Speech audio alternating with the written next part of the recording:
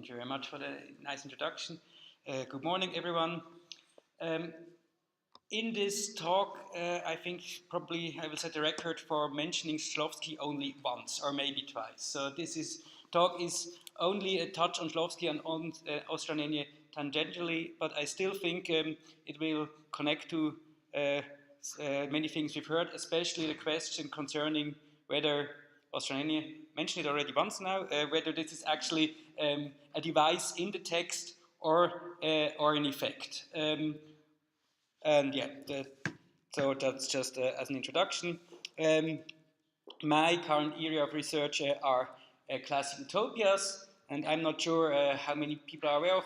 We are here to celebrate the 100th birthday of Ostranienie, but this year is also a year of another birthday. It's the 500th birthday of the publishing of Thomas More's Utopia. It was published in December 1516, so almost exactly 500 years ago as of today. And there he published his De Optimo Rei Publica Statuedeque Nova Insula Utopia. And I'm interested in estrangement in Utopias, and just to give you a very quick rundown of what I mean when I talk about classic Utopias.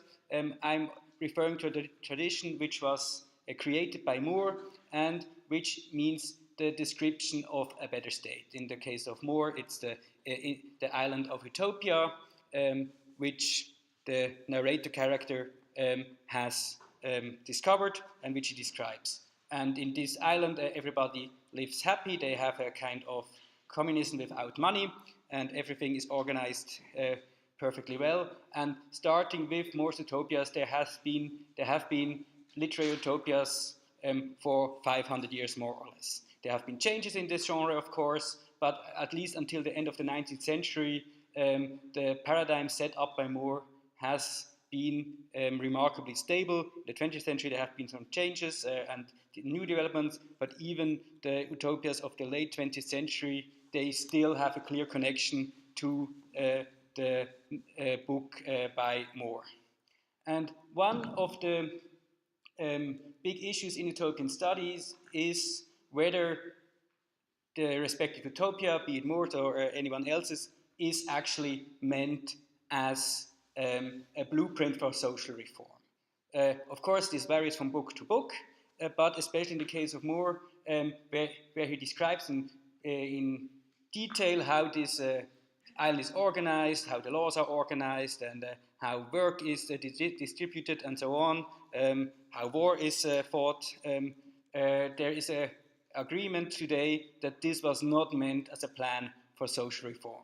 And this is actually true for the majority of utopias. They are not meant as a direct blueprint for a new social order. As I said, this is of course different from book to book, and especially in the 19th century, there have been quite a lot of utopias which were meant more or less seriously, but all in all, this is not the majority. So what are utopias about?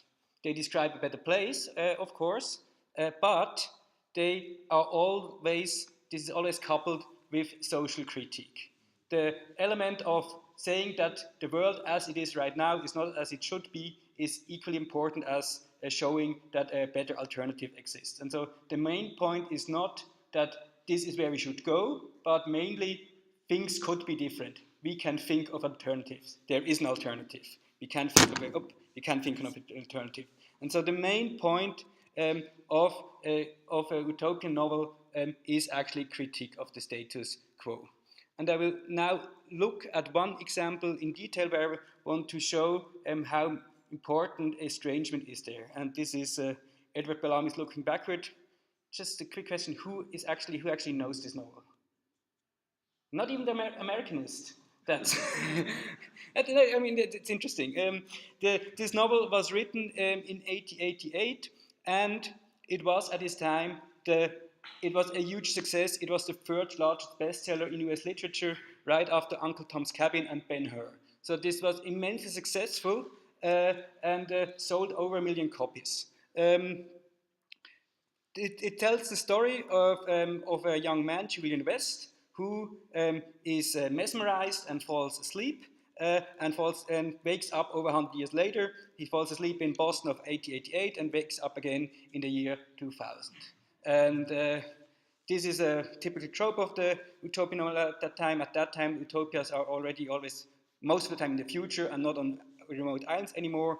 And since he has to get there somehow, he falls asleep. So, and there, the world is more or less perfect. The state has a monopoly over the production and distribution of goods, and everyone serves in what is called the industrial army. Work is divided among fairly among everybody, and very menial and laborious work you have to do less.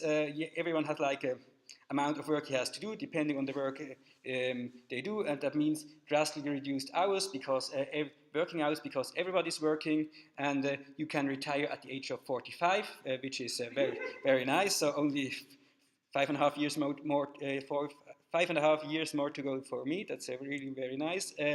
Also, there's an abundance of goods. This is not. This is like really a consumer utopia.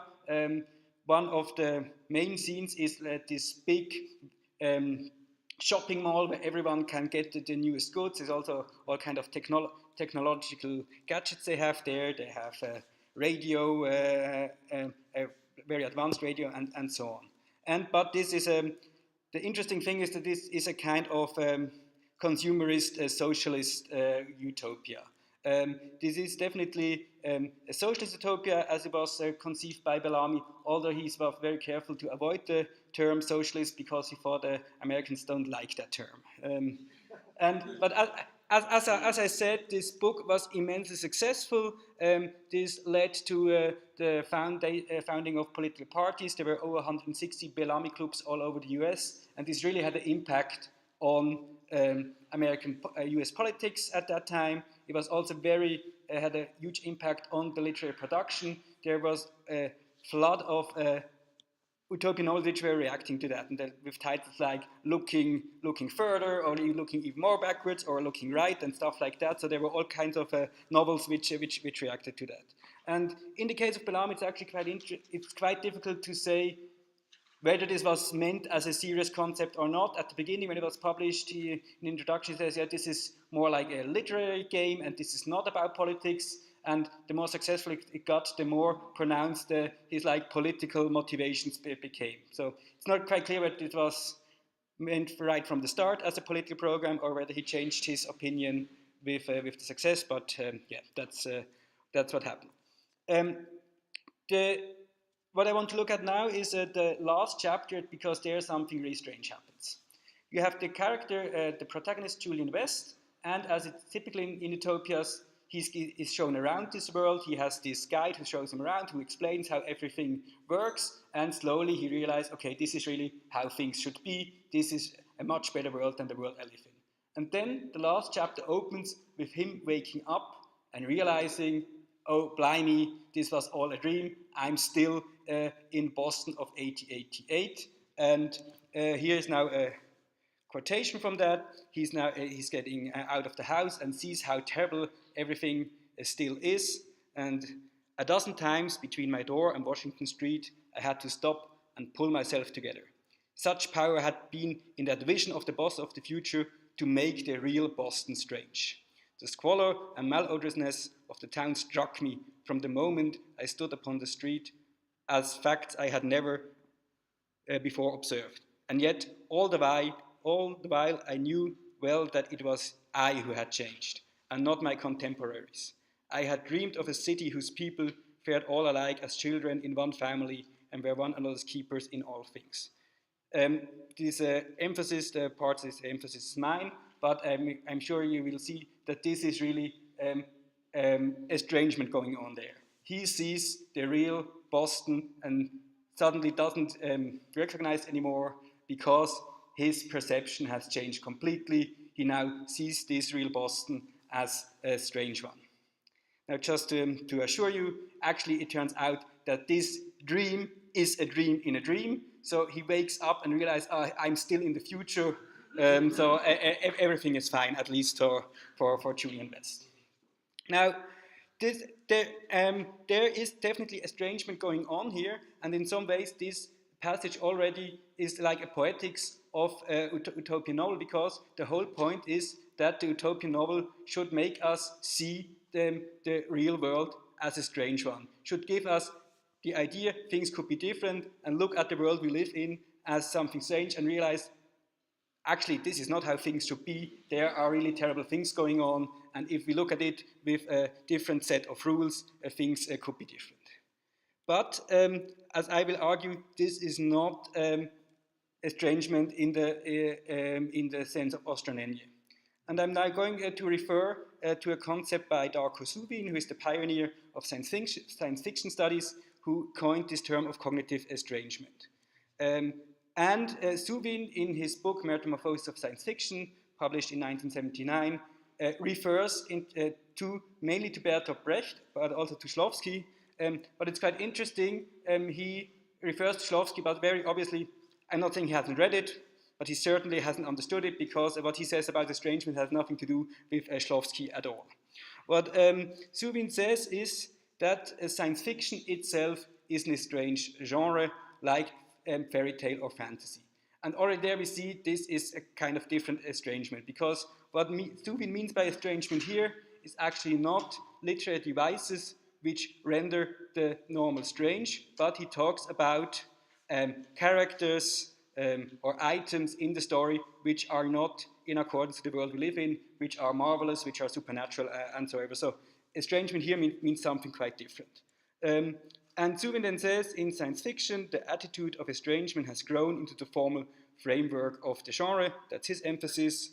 And science fiction, and I have to say, when he talks about science fiction, he always also means utopias.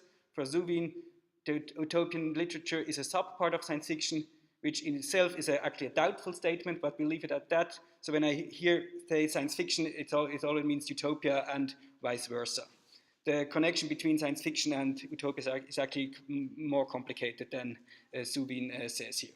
But science fiction and utopias sees the norms of any age, including emphatically its own, as unique, changeable, and therefore subject to a cognitive view.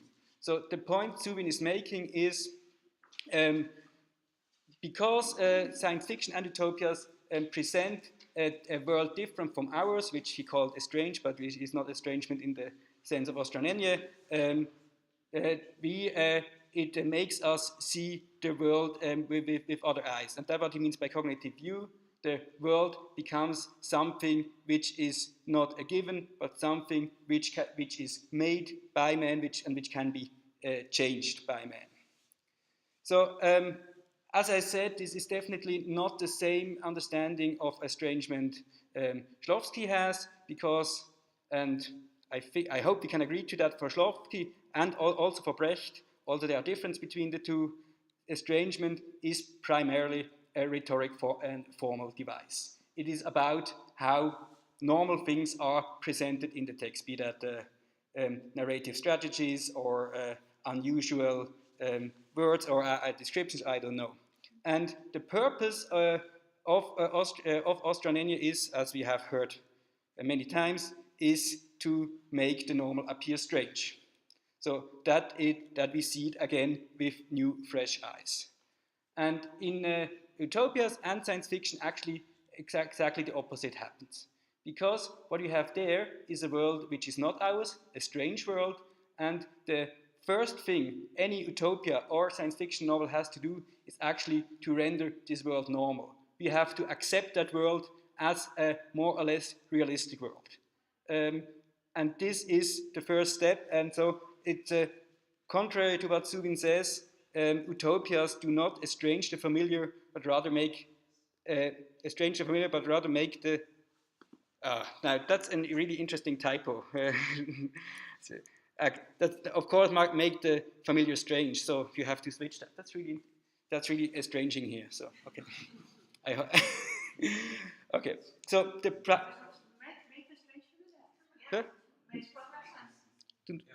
but rather make the strange for okay. That's okay. Double estrangement here. Sorry.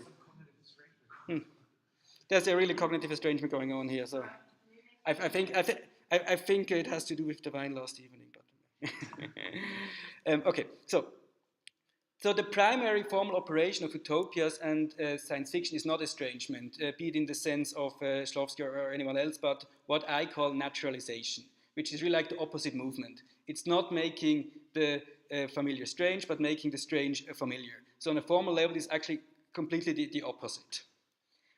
But as I said, of course, in this passage here, which I quoted, there is estrangement going on. But it's another kind of estrangement. It's not a formal estrangement. And I think this is also where this distinction between estrangement as a device and estrangement as an effect becomes relevant. Is that true? Okay. Becomes relevant because the effect is quite similar. But it's something different. It's not the form presentation which renders the Boston of 1888 strange, but it is the collision of two different worldviews. It is the collision of two different fictional worlds. Because Julian West has been in the future, has adapted the rules of this world, and we as reader have learned that, we see now the reality of 1888 with different worlds. So estrangement happens here not on a formal level, but on the level of the story.